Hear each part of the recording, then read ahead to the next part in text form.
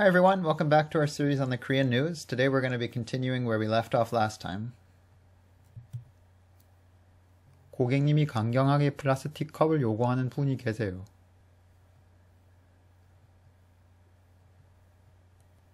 Again, keep in mind the pronunciation of 고객님. It's spelled 고객님, but it's not pronounced like that. I'm sure most of the people watching this video probably already know, but just in case there are some who don't, this word at the end, 분, is just a polite word for person. So it's the same as 사람, but used in contexts where you want to speak politely of someone. 그분들이 불쾌해하는 거에 대해서 정부가 가이드라인을 줘서. The original news video cuts off here, so the sentence ends partway. 그분들, again we have this word 분, which is just a polite word for people. In this case it's plural. You may have noticed this section of the sentence here, 불쾌해하는 거, where we have the verb 하다 twice after 불쾌.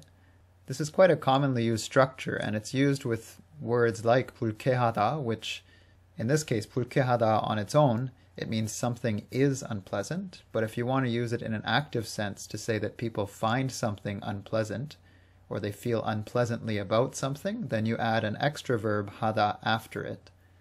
So for instance, in this case, if you just said 그분들이 불쾌한 거, it would mean those people are unpleasant, which is not what it's saying, of course. It's saying people are upset, or they feel uncomfortable or unpleasant about this. And there are quite a few other of these verbs that it's used with, like for instance, 심심하다 or 심심해하다. Likewise, there are words like 좋다 or 싫다, where if you add 하다 to the end to make 좋아하다 or 싫어하다, it makes it into a more active form. So 좋다 is just the state of something being good, and 좋아하다 is you like something, you actively like it, you actively find it good. I hope that helps you to understand this structure. 애초 환경부는 3개월의 계도 기간을 거쳐 8월 1일부터 단속을 시행한다는 방침이었습니다.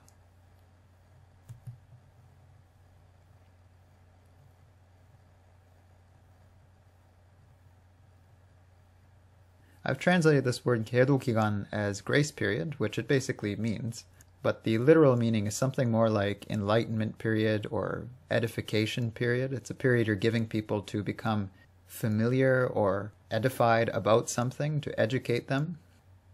And although I'm sure many of you have already been looking at some of these related vocabulary words that I provide, which are based on the same hanta used in some of these words, I'd just like to emphasize once again that there are many, many words that sort of branch off from any one of these words. I've just included a small selection of these words here.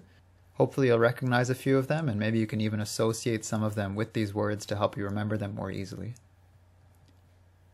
하지만 기준이 애매하다는 비판 여론에 첫날 단속 대신 급하게 가이드라인을 제시했습니다.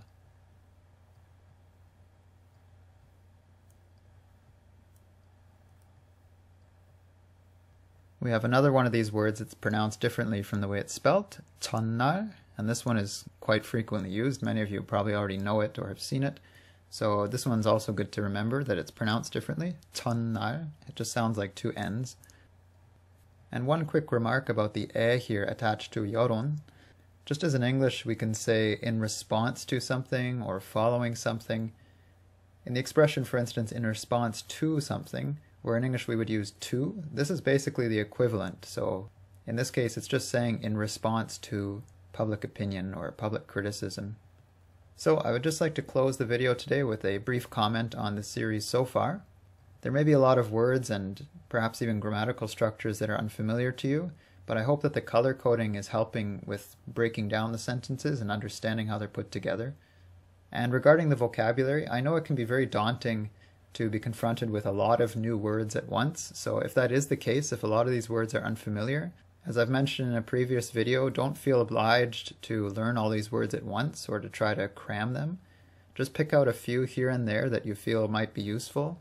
But in the long run, they're all useful words. I would say pretty much 95 or even 99% of the words used in this news series so far are actually extremely common words. And you'll see them not just in things like the news or formal writing, but even in everyday life. For instance, on this last page, a word like standard, right? 기준 or 비판, You can imagine that these are, of course, used all the time. We use them when we're speaking English or whatever language we speak. These are just very good words to know. So I hope that studying the news with me like this so far has been a positive experience, and that it gets you into watching or listening to or reading the news more frequently if you don't already do that. Thank you for watching, and see you in the next video.